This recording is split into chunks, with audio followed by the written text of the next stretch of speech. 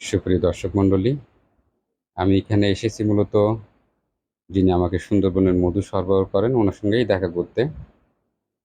তারপরে একটু ভিডিও করে রাখলাম যাতে সবাই দেখতে পারেন। আসুন ঘুরে দেখা যাক। সুন্দরবনে ঢুকতে হলে এখান থেকেই পারমিশন নেওয়া লাগে। ওধারে আমরা সুন্দরবন দেখতে পাচ্ছি।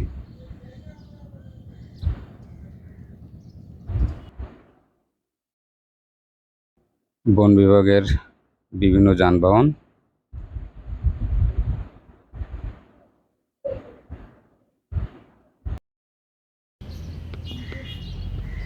এগুলো সব জব্দ করা নৌযান।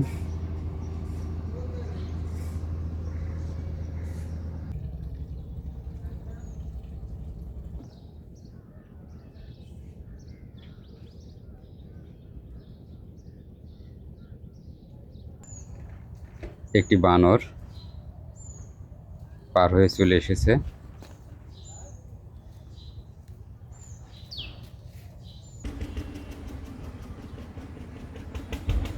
এই যানবাহনগুলোই সুন্দরবনে ঘোরা, মধু আহরণ করা, বিভিন্ন কাজে ব্যবহার করে স্থানীয় লোকজন।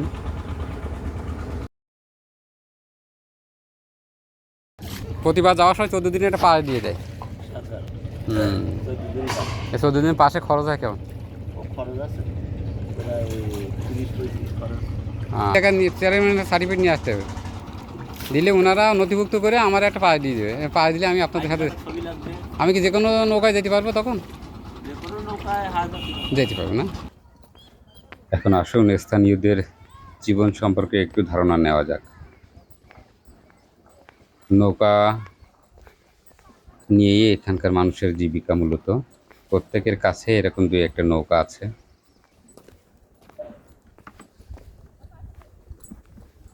ভাই ওই ইসে কি মাছ ধরে পড়ে? ওই যে আপনার যে ইটা দেখলাম, ওইটাতে কি মাছ পড়ে? কাঁকড়া? ও, তো তো আর দেওয়া লাগে না, খাবার দেওয়া লাগে না? ও, সাথে দেওয়া আছে। ওধারে সুন্দরবন, আর এধারে তারা মনের আনন্দে পানিতে খেলছে। আসলে এর ভিতরে কুমির তো অহরহ আছে, বড় মাছও থাকতে পারে, অন্যান্য জলজ প্রাণী তো আছে। নদীতে ভাসা থাকা অবস্থায় ধরে এখন এগুলো নিয়ে শুকিয়ে আবার জ্বালাবেন। তো এই যা ধরছেন তো আপনার 1 মাস হয়ে যাবে, তো তারও বেশি হবে না? কি একদিনই উঠাতে পারছেন এগুলো? ও আচ্ছা। সব পূর্বে এখানে খাবার পানির কষ্ট থাকলেও এখন সেটা নাই। হ্যাঁ, এইটাই নাকি সেটা মুরবি? পুকুরের থেকে যে পানি রিফাইন করে নেন আপনারা, কি এটা কি সেইটা? সাপ্লাই না? হ্যাঁ হ্যাঁ, লাইন আছে নিজ দিয়ে নাকি? সাপ্লাই পানি। তারপরেও প্রত্যেকের বাড়িতে এমন পানি সংরক্ষণের ব্যবস্থা আছে।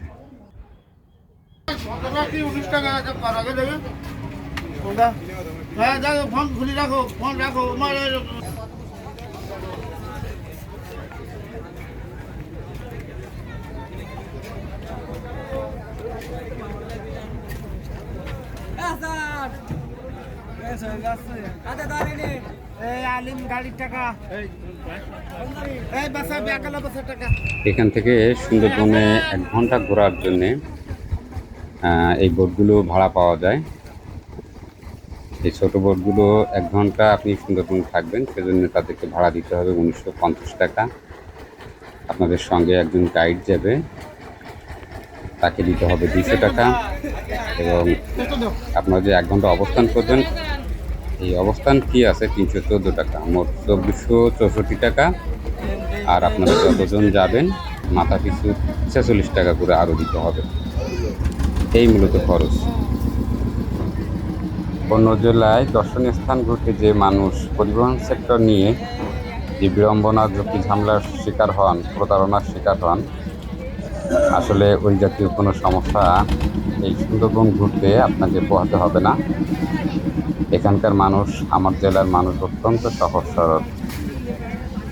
মুখে যেটা বলেছে তারা সেটাই নিবে, এর বাইরে আপনাকে বাড়তি কোনো খরচ বহন করতে হবে না বা তাদের কোনো দাবি নাই। এই বোটটা ছেড়ে যাচ্ছে সুন্দরবন ভ্রমণের জন্যে। ধন্যবাদ সকলকে কষ্ট করে ভিডিওটি দেখার জন্যে। ভালো থাকবেন। আল্লাহ হাফেজ।